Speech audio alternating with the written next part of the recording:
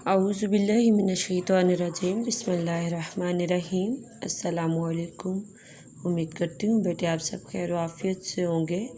जी, आज का लेक्चर शुरू करने से पहले हम देखेंगे कि गुज़श्ता लेक्चर हमारा क्या था। गुज़श्ता लेक्चर हमने हमारे निसाब में शामिल सबक नंबर 4 मलका कोहसार मरी उसकी पढ़ाई हमने की थी, और उसकी पढ़ाई करते हुए हमने उसमें जितने भी मुश्किल अल्फाज थे उन मुश्किल अल्फाज को ख़त कशीदा करते हुए किताब पर उनके मायनी मैंने आपको लिखवाए थे, और उसके साथ साथ इन्हीं में से कुछ मुश्किल अल्फाज जो हैं उनको कॉपी पर मैंने आपको लिखने के लिए दिया था। उन मुश्किल अल्फाज के मायनी मैंने आपको लिखवाए थे कि ये आप कॉपी पर लिखेंगे, और उसके साथ साथ ग्रामर जो है वो मैंने आपको कहा था कि लुगत की मदद से उन मुश्किल अल्फाज की ग्रामर जो है वो आप ख़ुद तलाश करके लिखेंगे। तो आज जो हम करेंगे, आज हम अपने इसी सबक नंबर 4 मलका कोहसार मरी की जो है मश्क वो हल करेंगे अपनी किताब पर। तो सबसे पहले बेटे आप सब लोग अपने हाथ में कच्ची पेंसिल पकड़ेंगे। आप लोग नीले मार्कर पॉइंटर या पेन से नहीं करेंगे, आप अपनी किताब पर कच्ची पेंसिल का इस्तेमाल करेंगे। कच्ची पेंसिल का इस्तेमाल करते हुए किताब पर ये मश्क हल करेंगे। इसमें से 3 जुज़ ऐसे हैं जो हम कापी पर लिखेंगे, वो मैं साथ साथ आपको बताऊँगी कौन सा जुज़ हम कापी पर लिखेंगे, बाकी जो है वो हम किताब पर हल करेंगे। ठीक है, तो चलते हैं, शुरू करते हैं हम ये मश्क। सबसे पहला जुज़ जो है वो हमारा मुख्तसर जवाब दें। नीचे हमें सवालात दिए गए हैं जिनके हमने मुख्तसर जवाब देने हैं, और ये जवाब मैं आपको सबक के अंदर ही निशान लगवाती जाऊंगी, आप साथ साथ लगाते जाएं। अलिफ, मरी में किन महीनों में शदीद सर्दी पड़ती है? इसका जवाब है सबक के पहले ही सफ़ा पर। अगर आप देखें तो यहाँ पर ये देखें, दिसंबर से मार्च तक शदीद सर्दी पड़ती है, ये अलिफ का जवाब है। उसके बाद है बे, रावलपिंडी से मरी कितनी मसाफत पर वाक़ है? इसका जवाब हमारा जो जवाब नंबर 1 है उसके ऊपर अगर आप देखें, जहाँ हमारी पहली ही जो जुमला है उधर अगर आप देखें पहली सतर के आखिर में, तो यहाँ पर है रावलपिंडी के शुमार में गाड़ी की तकरीबन 1-1.5 घंटे की मुसाफत पर वाक़ है। 1-1.5 घंटे की मुसाफत, ये दूसरे का जवाब है। उसके बाद जीम है, पाकिस्तान के मुख्तलिफ़ इलाकों के लोग कब मरी का रुख करते हैं? इसका जवाब ये अगले सफ़ा पर शुरू में ही है। पाकिस्तान के मुख्तलिफ़ इलाकों के में रहने वाले गर्मी पड़ते ही मरी का रुख करते हैं, ये तीसरे का जवाब है। आगे है, मरी समंदर की सतह से कितनी बुलंदी पर वाक़ है? इसका जवाब ये पहले वाले जवाब के पास है। समंदर की सतह से इस सेहत अफ़ज़ा मुकाम की बुलंदी तकरीबन 7,500 फुट है, ये चौथे का जवाब है। उसके बाद अगला सवाल है, मरी में बर्फ़ की कमकमों की रोशनी में कैसा महसूस होता है? तो इसका जवाब पहले सफ़ा के आखिर में देखें, बर्फ़ की कमकमों की रोशनियों में यूँ महसूस होता है जैसे आसमान से सितारे ज़मीन पर उतर आए हैं, ये 5वें का जवाब है। उसके बाद है, मरी के लोगों ने अंग्रेज़ों के ख़िलाफ़ कौन सी जंग लड़ी? उसका जवाब ये है, गुरिल्ला जंग। अपनी सरज़मीन से अंग्रेज़ों को निकालने के लिए गुरिल्ला जंग लड़ी। उसके बाद है, अंग्रेज़ों को मरी में कदम जमाने का मौका कब मुयस्सर आया? छठे के नीचे ही अगर आप देखें तो यहाँ पर 1857 की जंग आज़ादी में मुसलमानों को नाकामी हुई तो अंग्रेज़ों को मरी में कदम जमाने का मौका मुयस्सर आया, ये 7वें का जवाब है। और उसके बाद आखिरी सवाल है, मरी के रास्ते में कौन से दरख्त हैं? तो दरख्त ये है, ये आप तीसरे के नीचे वाले पैराग्राफ में देखें, इसका जवाब है चीड़ और सनोबर के ऊंचे दरख्त। ठीक है, ये आखिरी वाले सवाल का जवाब है। उसके बाद मश्की जुज़ नंबर 2 है, दुरुस्त जवाब की निशानदही सही के निशान से करें। हम दायरा नहीं लगाएंगे बल्कि हम सही का निशान लगाएंगे। अलिफ, मरी किस इलाके का एक तारीख़ी और पहाड़ी मुकाम है? खैबर पख्तूनख्वा का, पंजाब का, कश्मीर का या बलूचिस्तान का? तो दूसरा जो है पंजाब का, ये इसका सही जवाब है, इस पर सही का निशान लगाएं। बे, गर्मी पड़ते ही कौन मरी का रुख करते हैं? मुख्तलिफ़ देहातों के लोग, मुख्तलिफ़ कस्बों के लोग, मुख्तलिफ़ शहरों के लोग या मुख्तलिफ़ इलाकों के लोग? तो आखिरी वाला इसका दुरुस्त है, मुख्तलिफ़ इलाकों के लोग। जीम, 19वीं सदी की तीसरी दिहाई में मरी में बेस कैंप किसने बनाया? मुग़लों ने, सिखों ने, पठानों ने या अंग्रेज़ों ने? तो आखिरी इसका दुरुस्त जवाब है अंग्रेज़ों ने। दाल 1857 की जंग आज़ादी में मुसलमानों को हुई कामयाबी, फतह, नाकामी या बराबरी। तो तीसरा इसका दुरुस्त जवाब है नाकामी। मरी किसके इर्द गिर्द आबाद है? एक पहाड़ के, एक गांव के, एक दरिया के या एक सड़क के। तो आखिरी इसका दुरुस्त जवाब है एक सड़क के। अगला है, गर्मियों में मरी की कैसी हवाएं लोगों को अपनी तरफ खींचती हैं? बर्फानी हवाएं, तेज़ हवाएं, खनक हवाएं या मुतदल हवाएं। तो इसका तीसरा है खनक हवाएं। अगला है, चेयरलिफ्ट और केबल कार सियाहों की दिलचस्पी का महवर है? बोरबन में, बांसरा गली में, घड़ियाल में या न्यू मरी में। तो आखिरी इसका दुरुस्त जवाब है न्यू मरी में। तीसरा सवाल है, जो तीसरा है, जंग आज़ादी में अंग्रेज़ साम्राज्य के खिलाफ मरी के मुसलमानों का क्या किरदार रहा, बयान करें। तो ये तीसरा जो तफसीली सवाल है, इसका जवाब है, यहाँ पर आप आ जाएं, जो सबक का दूसरा सफ़ा है जो कि सफ़ा नंबर 17 है। सफ़ा नंबर 17 पर ये 19वीं सदी वाली जो इबारत है, इसमें देखें दूसरी सतर से शुरू हो रहा है। इसका जवाब 1857 की जंग आज़ादी में जहां बरसगीर पाक और इनके मुख्तलिफ इलाकों के रहने वालों ने अंग्रेज़ी साम्राज्य के खिलाफ अपने जज्बात का इजहार किया, वहां मरी के रहने वाले भी किसी से पीछे ना रहे। उन्होंने अपनी ज़मीन से अंग्रेज़ों को निकालने के लिए गुरिल्ला जंग शुरू की। ठीक है, ये तीसरे लॉन्ग का जवाब है। 1857 से शुरू होकर गुरिल्ला जंग शुरू की। उसके बाद है जुज़ 4, एराब लगाकर दर्ज झेल अल्फाज का तलफ़्फ़ुज़ वाज़े करें। ये वाला सवाल हम कापी पर करेंगे। जुज़ 4 जो है इसको अभी छोड़ दें। जुज़ 5 जो है जुमलों में हमने बदलना है, वो भी हम कापी पर करेंगे, इसको भी छोड़ दें। जुज़ 6 पर आ जाए। जुज़ 6 है दर्ज झेल अल्फाज के मायने लिखें। इनके हमने मायने लिखने, आप भी इसी के ऊपर लिख लें इनके मायने। मैंने पहले भी लिखवाए हुए हैं, आपको सबक में भी कापी पर भी लिखने के लिए दिए थे, लेकिन यहाँ पर भी आप लिख लें। एक लफ्ज़ का ऊपर लिखते जाया करें, एक का नीचे, ताकि वो आपस में ना मिले। पहला और जो आखिरी है उनका तो साइड पर भी आप लिख सकते हैं। पहला है मुसाफत। मुसाफत का मायने होता है फासला या दूरी। सयाह, सैर करने वाला।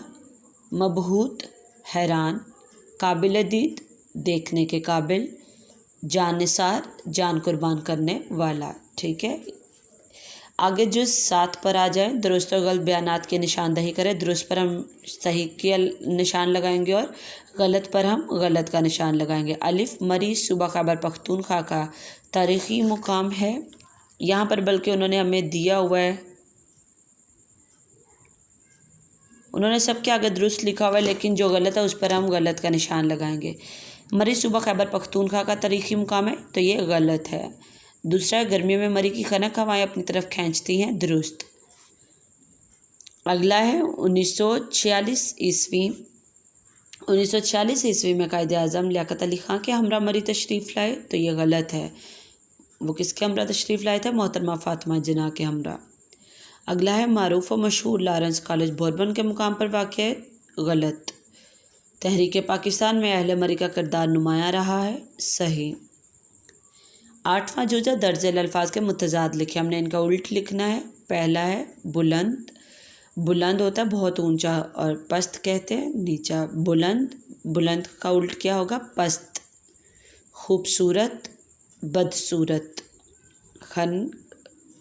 खनक ठंडे को कहते हैं, सर्द को कहते हैं, उसका उल्ट क्या होगा? गरम।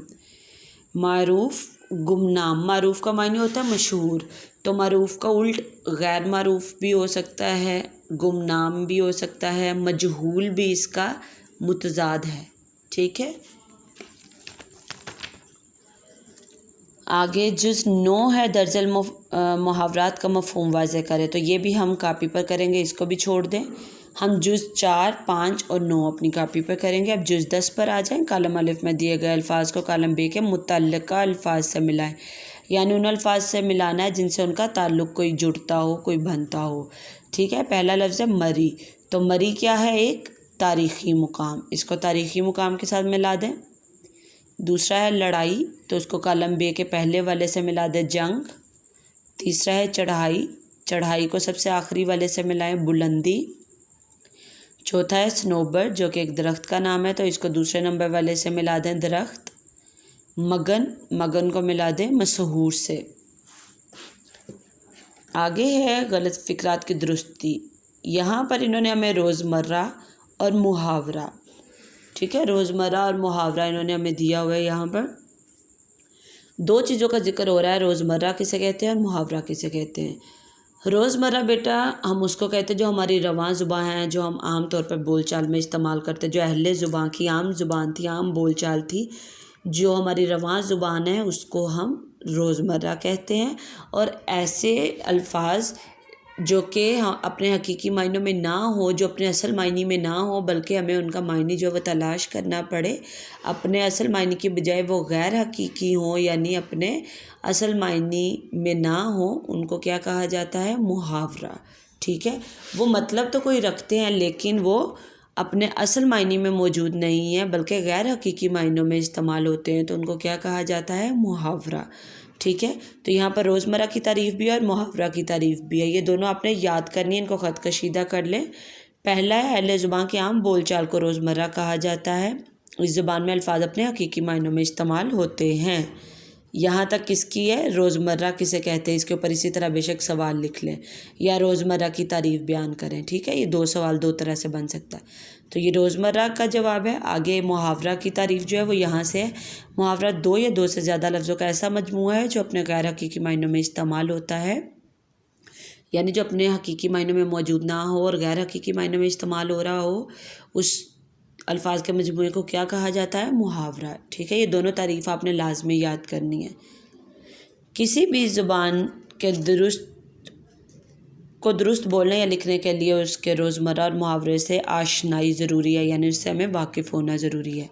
اگر خلاف زبان کوئی لفظ بولا یا لکھا جائے تو وہ غلط شمار ہوگا. ذیل میں ایسی چند مثالیں پیش کی جاتی ہیں جن میں روزمرہ یا محاورے کی غلطی موجود ہے. یعنی نیچے کچھ ایسے انہوں نے فکرے دی ہیں جس میں سے کچھ جو ہیں وہ ہمارے روزمرہ ہے، کچھ ہمارے محاورے ہیں، لیکن ان میں کوئی نہ کوئی الفاظ کی غلطی ہے تو وہ غلط یہاں پر لکھے گئے ہیں. یہاں پر وہی فقرات غلط لکھے گئے ہیں اور آگے انہی فقرات کو صحیح کر کے لکھا گیا ہے. ٹھیک ہے، تو یہاں پر ہم دیکھتے ہیں پہلا ہے مجھے گالی نہ نکالو. تو نکالو نہیں ہوتا، مجھے گالی نہ دو. مہنگائی دن بہ دن بڑھ رہی ہے، ہم اکثر بولتے ہیں جو کہ غلط فکرہ ہے. یہاں پر کیا آئے گا؟ مہنگائی روز بہ روز بڑھ رہی ہے. تیسرا ہے جو ایک محاورہ ہے، ساتھ بے شک لکھ لیں ایسے بریکٹ میں، ایک محاورہ ہے وہ تو کاٹھ کا گھوڑا ہے. تو اس کا یہاں پر کیا آئے گا؟ گھوڑا کی جگہ الو آئے گا، وہ تو کاٹھ کا الو ہے. اگلا ہے وہ عورت ہکی بکی رہ گئی. ہکی بکی نہیں آئے گا، عورت بے شک مونس ہے لیکن اس کے ساتھ ہم ہکا بکا کا ہی لفظ استعمال کریں گے. وہ عورت ہکا بکا رہ گئی. آگے وہ خط پڑھ کر ہنسنے لگ پڑے. یہ غلط ہے، ہنسنے لگ پڑے یہاں پر آئے گا ہنسنے صحیح ہے. یہاں پر آئے گا وہ خط پڑھ کر ہنسنے لگے. مجھے جھوٹ مارنے کی عادت نہیں. جھوٹ مارنے نہیں ہوتا، مجھے جھوٹ بولنے کی عادت نہیں. اگلے دونوں ہی محاورے ہیں، ان کو آپ بریکٹ میں لکھ لیں. محاورہ حال میں سوئی دھرنے کو جگہ نہ تھی. یہاں پر آپ کیا لکھیں گے؟ حال میں تل دھرنے کو جگہ نہ تھی. جب فاقے سے مرو گے تو خدا یاد آئے گا، جب فاقوں سے مرو گے تو خدا یاد آئے گا. یہ ان کے درست کر کے یہاں پر لکھے بھی گئے ہیں، آپ یہاں سے دیکھ کر بھی لکھ سکتے ہیں.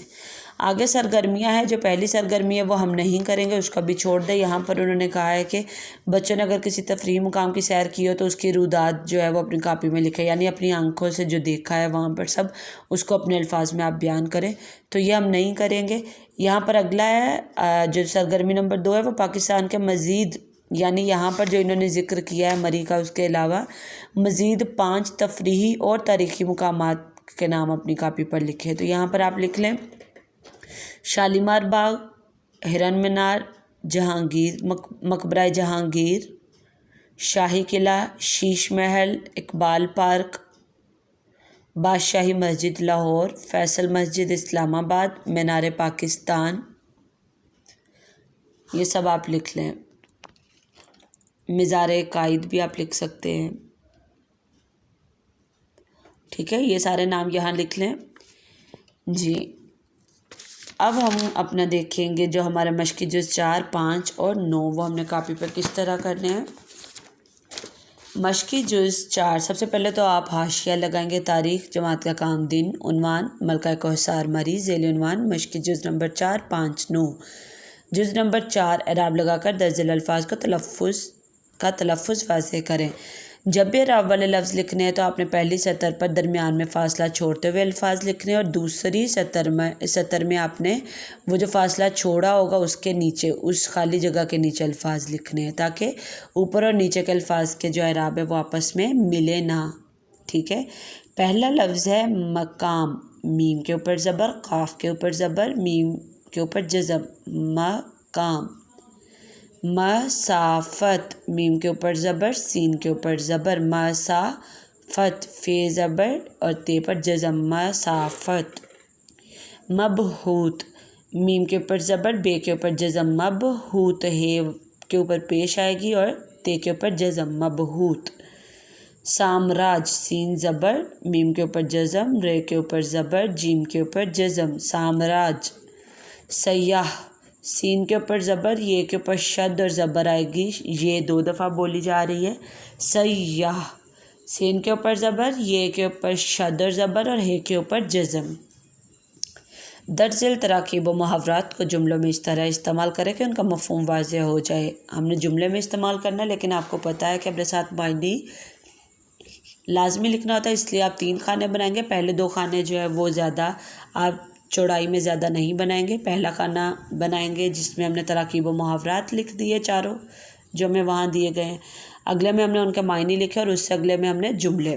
پہلا ہے صحت افزا، صحت افزا کا معنی ہوتا ہے صحت بخشنے والا، اس کا جملہ ہے مری ایک صحت افزا مقام ہے، مری ایک صحت افزا مقام ہے۔